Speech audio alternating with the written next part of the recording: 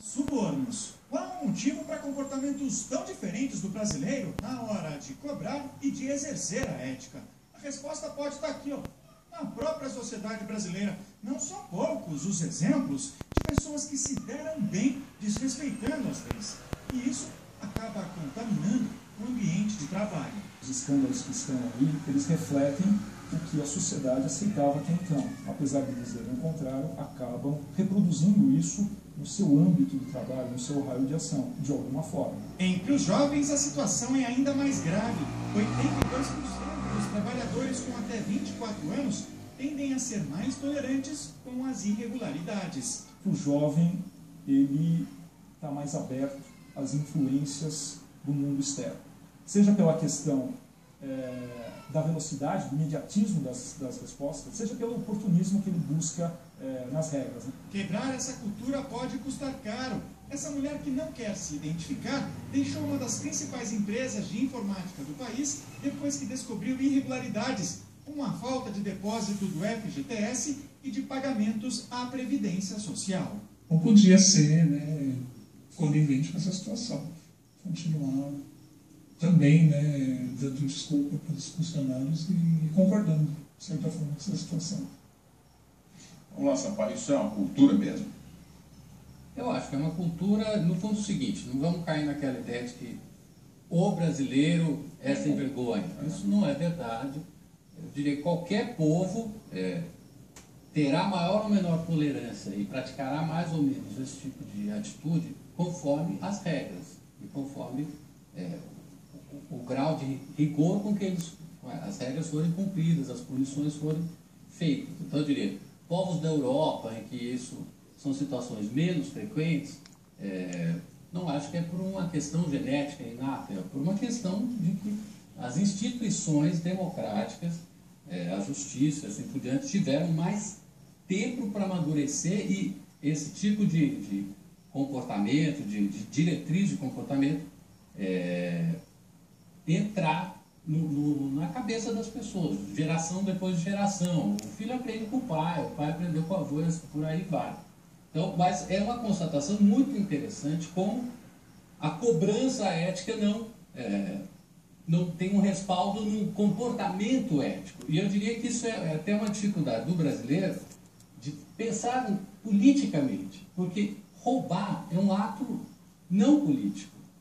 É um ato, é a polícia que tem que tratar. Não somos nós, como eleitores, que temos que falar, está certo ou está errado.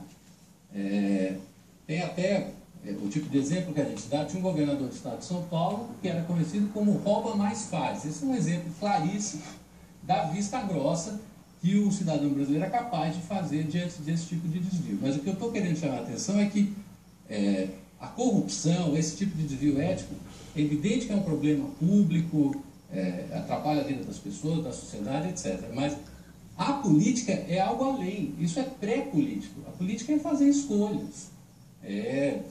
Acho melhor esse caminho, acho melhor aquele. A ladruagem, isso aí é inaceitável em qualquer pessoa de qualquer espectro, de qualquer posição no espectro político.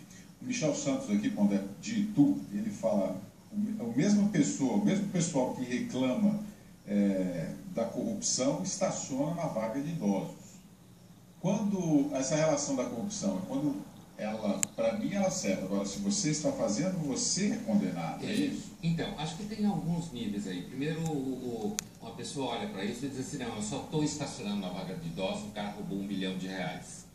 O que não vale do ponto de vista do princípio da norma, né? Do ponto de vista do princípio. Mas esse sujeito, ele faz uma espécie de contabilidade ética banal cotidiana.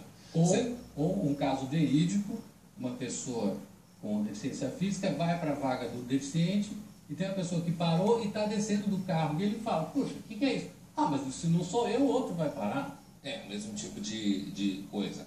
Ou não está tendo vaga, então eu vou parar aqui e tal. Mas do ponto de vista da norma, de princípio, continua sendo errado. Mas eu acho que muita gente faz essa contabilidade. Não vai querer comparar o que eu faço com alguém que rouba R$1 milhão da Petrobras, ou sei lá do que for.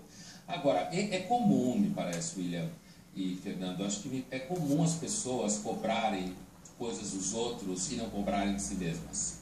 Não só no assunto da corrupção ou de quebrar regras.